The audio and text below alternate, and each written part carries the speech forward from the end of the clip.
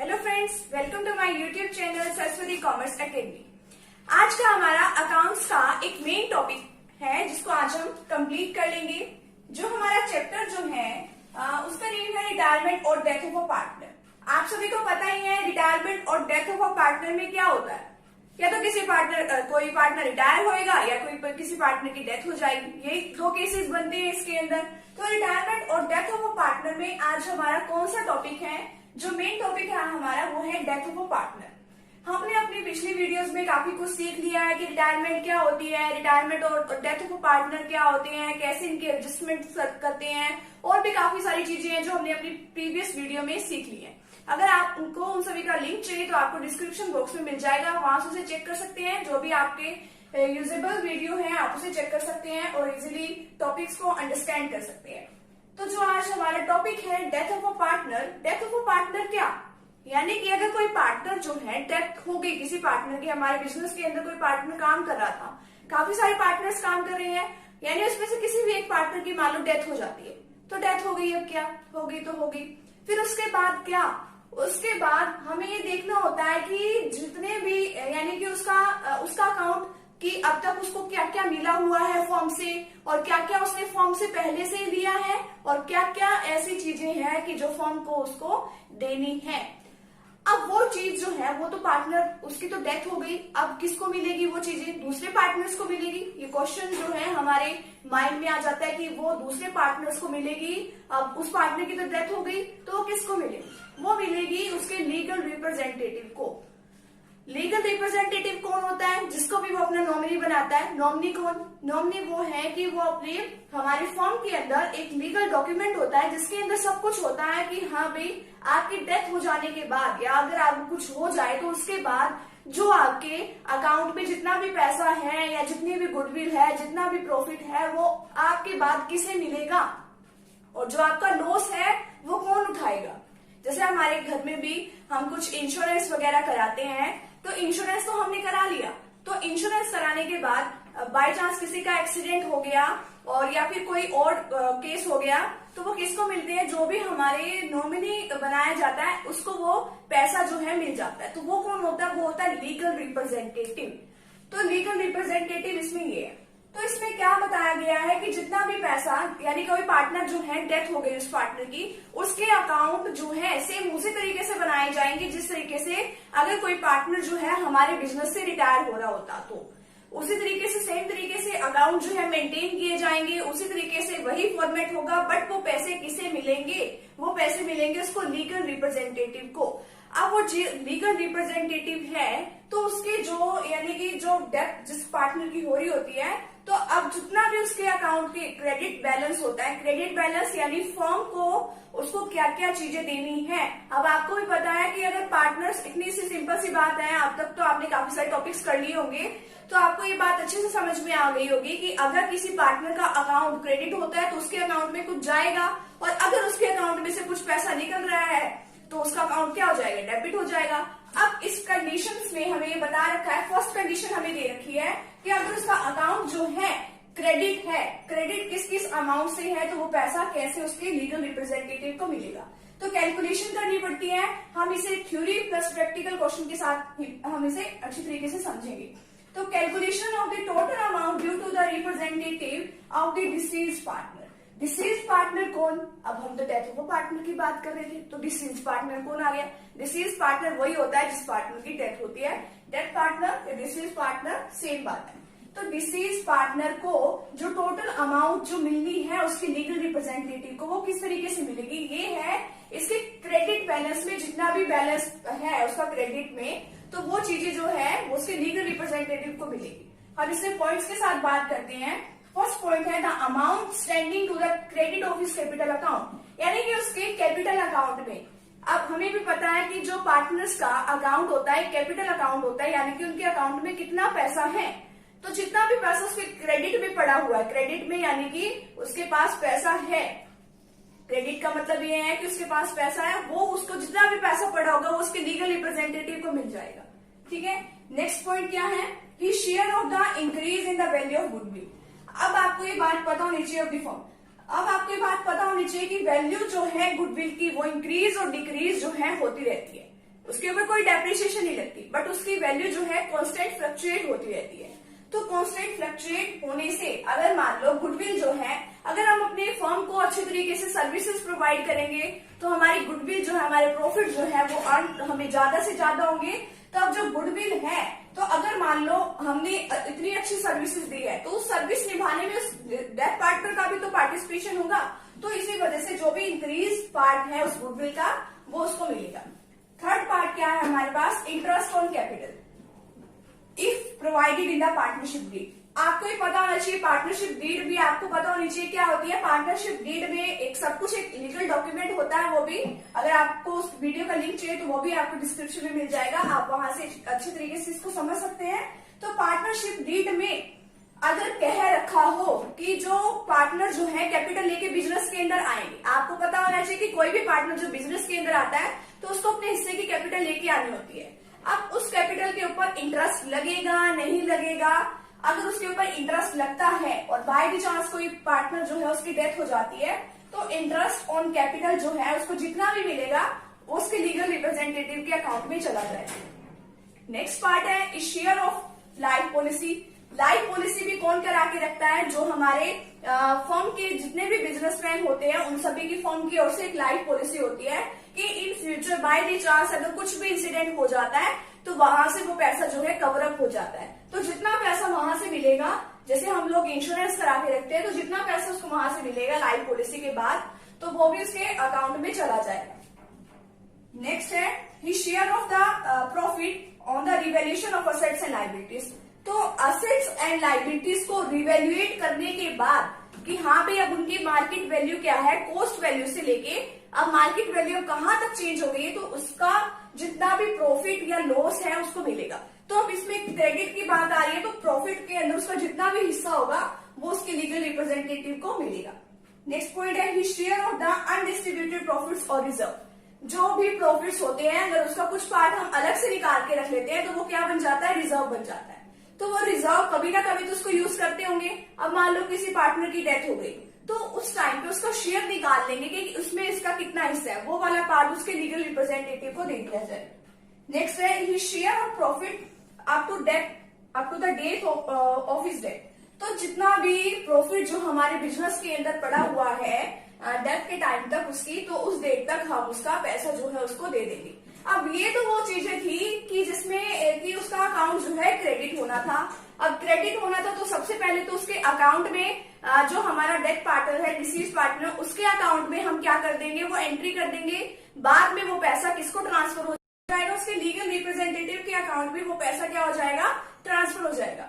तो ये तो थी उसकी क्रेडिट अमाउंट की बात। अब डेबिट यानी कि उसने कुछ पैसा ऐसा भी होगा कि जो फर्म से उसने उधार ले रखा होगा, यानी कि ड्राइंग कर रखी होगी तो उस ड्राइंग के ऊपर जो है इंटरेस्ट भी लगेगा, या फिर हमारे बिजनेस के अंदर लॉस भी हुआ होगा। कुछ और भी ऐसी आइटम्स होंगी कि जिसमें उसकी भी पार्टिसिपेशन होगी, यानी कि उसको भी तो किसी तरीके का लॉस होगा। तो यानी कि उससे उसका अकाउंट क्या हो जाएगा, डेबिट हो जाएगा। तो अब डेबिट और अमाउंट की भी तो कुछ ट्रीटमेंट्स होनी चाहिए। अब ये थोड़ी ना उसको अगर उस पार्टनर की डेथ हो गई तो उसको सब जितना भी प्रॉफिट्स है उसी के अंदर पार्टिसिपेट करा देंगे और जितना भी उसका लॉस पड़ा हुआ है उसका कुछ भी नहीं, ऐसा नहीं होता। इसके अंदर प्रॉफिट एंड लॉस दोनों चीजों को क्या देखा जाता है, कंसीडर किया जाता है, और फिर उसके बाद जितना बैलेंस बचता है वो वाली अमाउंट क्या की जाती है, उसके लीगल रिप्रेजेंटेटिव को जो है ट्रांसफर की जाती है। तो चलिए अब देखते हैं कि उसके डेबिट अमाउंट में यानी कि कौन कौन सी आइटम्स है और कैसे उसको कंसीडर करते हैं। तो अब ये बात आती है कि इसके डेबिट अमाउंट में यानी कि डेबिट में जितने भी इसके अकाउंट्स हैं तो डेबिट में कौन कौन सी अमाउंट लिखी हुई है और वो कौन कौन सी ऐसी आइटम्स है कि जो उसके लीगल रिप्रेजेंटेटिव को मिलेगी। आपको ये पता है कि जो डेबिट में जितने भी अमाउंट्स है यानी कि वो उसका क्या है, उस डिसीज पार्टनर का लॉस है। अब जो लॉस है वो भी किसको मिलेगा, उस लीगल रिप्रेजेंटेटिव को। प्रॉफिट में हम उसको पार्टिसिपेट नहीं कराएंगे, हम उसको लॉस में भी पार्टिसिपेट कराएंगे। The following amounts will be debited to the account of the deceased partner for ascertaining the amount due to his legal representative. अब इसमें से कौन कौन सी चीजें हैं, अब देखिए ड्रॉइंग्स। अगर कोई जो पार्टनर है अगर वो बिजनेस फॉर्म से पैसा निकालता है अपने पर्सनल यूज के लिए तो उसको हम क्या बोलते हैं, ड्रॉइंग्स। तब उसने ड्रॉइंग्स ले ली। अगर हम कहीं से पैसा जो है हम थोड़े टाइम पीरियड के लिए ले लेते हैं उधार पे, ठीक है, बोरो पे हमने पैसा ले लिया, बोरोइंग ले ली, किसी से बोरोइंग करी, तो ड्रॉइंग्स अगर हमने बाई दी चांस अगर अपने बिजनेस फॉर्म से ही कर ली तो वो पैसा भी तो लौटाना होगा। ये थोड़ी ना कोई फ्री में थोड़ी ना किसी को पैसा देता, फ्री में तो कोई किसी को कुछ भी नहीं देता। तो वो पैसा अब वो उसको जो है लीगल रिप्रेजेंटेटिव तो उसको प्रॉफिट में तभी पार्टिसिपेट कराएंगे अगर वो अपनी लॉस कवर करेगा। तो जितना भी उसने पैसा लिया हुआ है तो वो क्या करना पड़ेगा, उसको वापिस करना पड़ेगा फॉर्म को। अब देखो, अब कोई पैसा जो है बाई चांस किसी ने पैसा चलो उधार पे भी दे दिया, अब उसके ऊपर ब्याज तो लेगा, तो वो ब्याज जो है इंटरेस्ट ऑन ड्रॉइंग्स जो है वो उससे लेगा। तो इंटरेस्ट ऑन ड्रॉइंग्स जितनी भी है, जितनी भी उसके ऊपर ड्रॉइंग के ऊपर जितना भी इंटरेस्ट बनता है तो वो उससे ले लिया जाएगा। थर्ड पार्ट है share of loss on the revaluation of assets and liabilities.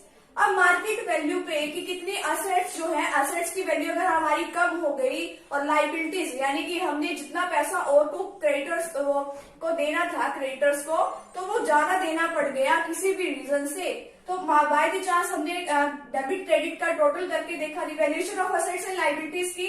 वैसे मैंने एक वीडियो बनाई हुई है, अगर आपने वो अभी तक नहीं देखी तो आप उसको उसका लिंक जो है डिस्क्रिप्शन बॉक्स में मिल जाएगा, आप उसे चेक कर सकते हो।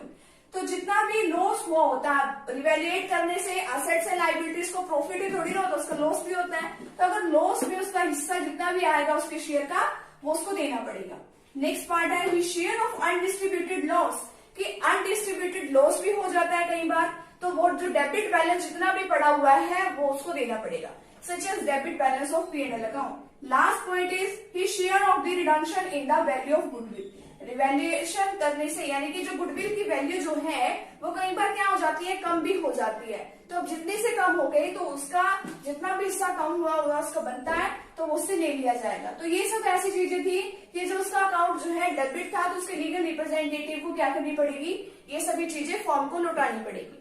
अब जितना भी पैसा जो है प्रॉफिट का या फिर लॉस का, ठीक है, लॉस जो है हम उसमें से लेस कर देंगे, बाकी जितना भी पैसा बनता है उसको देने के लिए यानी कि जितना भी उसका टोटल क्रेडिट बैलेंस बनेगा तो वो क्या किया जाएगा, फर्स्ट ऑफ ऑल उसकी एंट्री कहाँ की जाएगी, जो भी डिसीज्ड पार्टनर है उसके अकाउंट में उसकी ट्रीटमेंट की जाएगी। फिर बाद में क्या किया जाएगा, जितनी भी अमाउंट बनेगी वो उसके लीगल रिप्रेजेंटेटिव को ट्रांसफर कर दिया जाएगा। बात इसमें एक और आती है, बात इसमें ये आती है कि अगर कोई जो उसका लीगल रिप्रेजेंटेटिव है वो ये मना कर दे, चलो मैं आपको ना थोड़े टाइम बाद आपसे मैं पैसा ले लूंगा।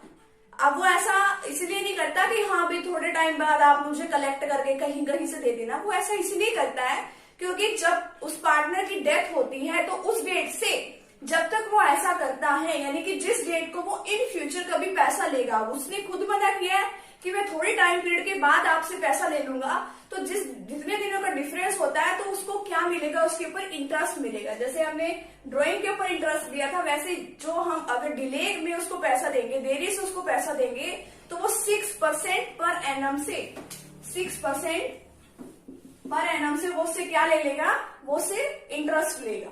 तो वो इंटरेस्ट समेत हमें वो क्या देना पड़ेगा, उसका पैसा जो है वो वापिस उसको थोड़े टाइम पीरियड के बाद करना पड़ेगा। अब हम इसे को एक प्रैक्टिकल एग्जांपल की हेल्प से समझ लेते हैं कि क्या इसका एक प्रैक्टिकल क्वेश्चन है, आपको सारी चीजें जो है आपका डाउट जो है बिल्कुल क्लियर हो जाएगा। तो चलिए आप समझते हैं कि इसका क्या प्रैक्टिकल एग्जाम्पल है। चलिए आप समझते हैं इसके प्रैक्टिकल एग्जाम्पल के साथ।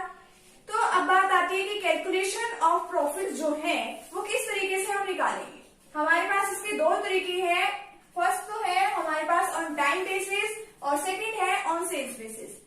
फर्स्ट जो है टाइम बेसिस पे यानी कि टाइम के बेसिस पे प्रॉफिट कैसे कैलकुलेट होगा, तो इसमें क्या होता है कि हम पिछले साल का प्रॉफिट देख लेते हैं कि पिछले साल हमें लास्ट ईयर में हमें कितना प्रॉफिट हुआ था, और इस साल हमें देख लेते हैं कि कितने महीनों तक जो हमारा पार्टनर है वो हमारे बिजनेस के अंदर आए, यानी कि कितने महीनों के बाद उसकी यानी कि हमारा अकाउंटिंग पीरियड स्टार्ट होने के कितने दिन बाद उसकी उस पार्टनर की डेथ हुई है। तो वहां तक का जो है टाइम पीरियड काउंट कर लेते हैं और फिर उसको जितना प्रॉफिट पहले वाले साल में हुआ होता है यानी कि लास्ट ईयर में जो जितना भी प्रॉफिट हुआ होता है तो उसके प्रोपोर्शनेट बेसिस पे हम क्या कर देते हैं, उसको प्रॉफिट में शेयर दिलाते हैं। तो अब इसका एक प्रैक्टिकल एग्जाम्पल है ऑन टाइम बेसिस के according. A, B and C are partners in a firm whose books are closed on March 31st each year, यानी कि ए, बी और सी तीन पार्टनर्स है हमारी फर्म के अंदर और जिनकी जो बुक्स है वो कब खत्म होती है, हर साल 31 मार्च को।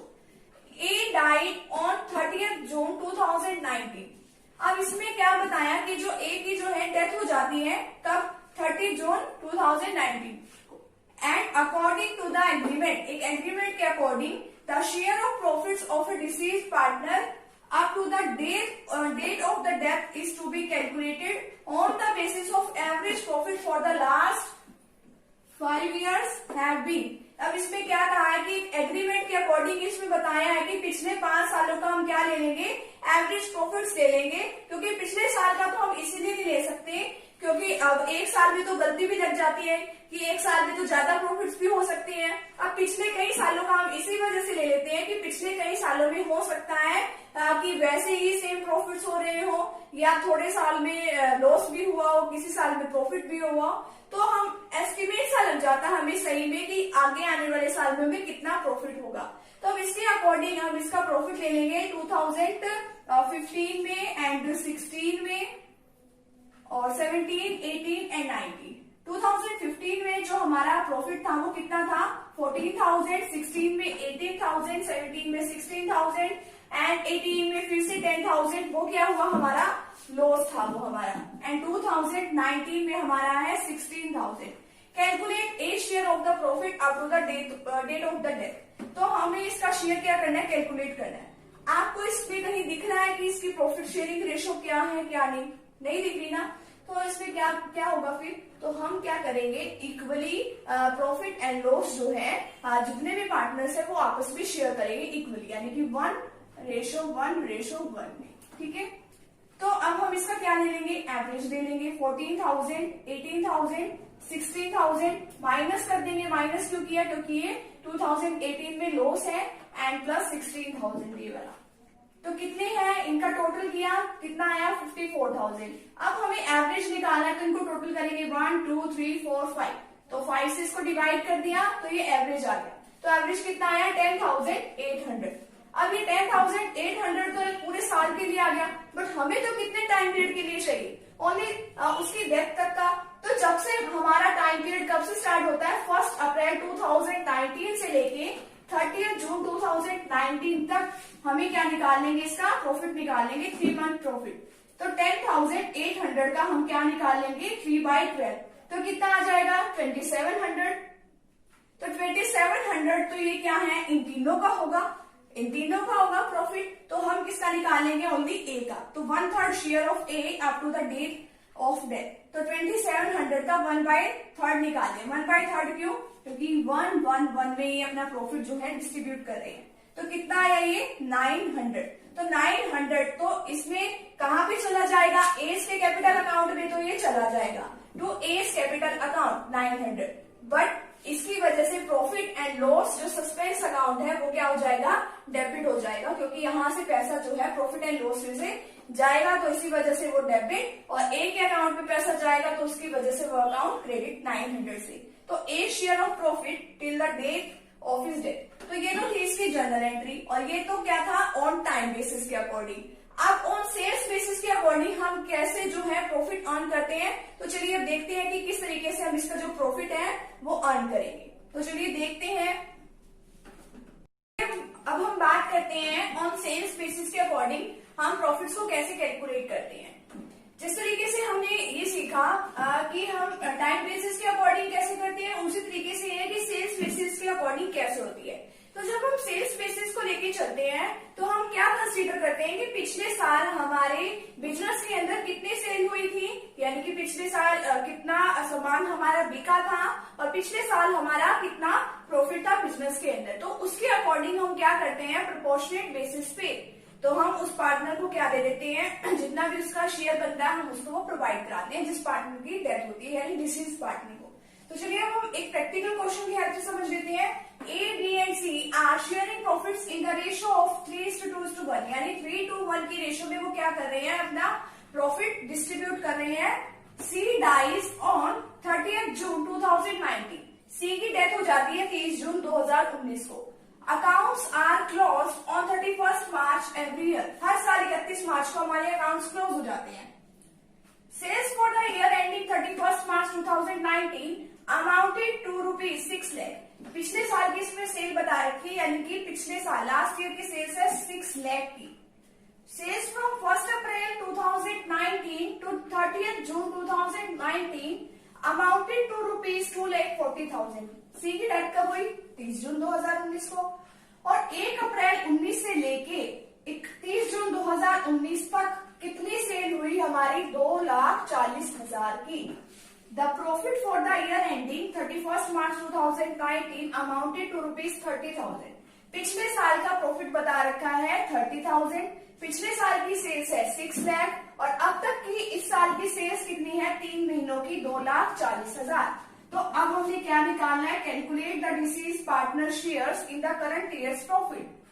तो प्रॉफिट फ्रॉम 1 अप्रैल 2019 से लेके 30 जून 2019 तक निकालना है सेल्स के बेसिस के अकॉर्डिंग। तो हम निकालें if sales are rupees 6 lakh. अगर हमारी सेल्स जो है 6 लाख रुपए है देन प्रॉफिट इज रुपीज 30,000। तो प्रॉफिट कितने हैं? 30,000। अगर हमारी सेल्स 2,40,000 की है देन प्रॉफिट विल बी 30,000 है तो 6 लाख है तो मल्टीप्लाई कर देंगे 2,40,000। हमारी सेल्स निकल कर आ जाएगी 12,000 की। तो she share will be 12,000 multiply 1/6।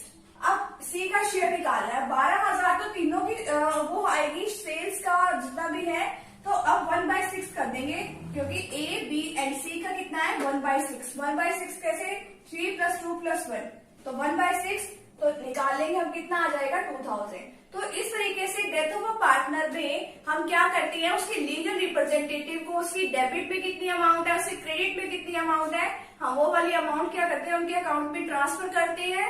और क्या क्या करते हैं इसके अंदर की टाइम के बेसिस के अकॉर्डिंग प्रॉफिट कैसे कैलकुलेट होता है एंड सेल्स के बेसिस के अकॉर्डिंग कैसे प्रॉफिट कैलकुलेट होता है हम इसमें सीख रहे थे। तो आज का एक जो टॉपिक है वो हमारा यहीं पे खत्म होता है। और अगर आप मेरे चैनल पे न्यू है तो आप मेरे चैनल को सब्सक्राइब कर दीजिए, वीडियो को लाइक कर दीजिए और वीडियो अगर पसंद आई हो तो अपने फ्रेंड सर्कल में से जरूर शेयर कीजिएगा ताकि उनकी भी कुछ हेल्प हो जाए। Thank you very much. मिलते हैं नेक्स्ट वीडियो के साथ।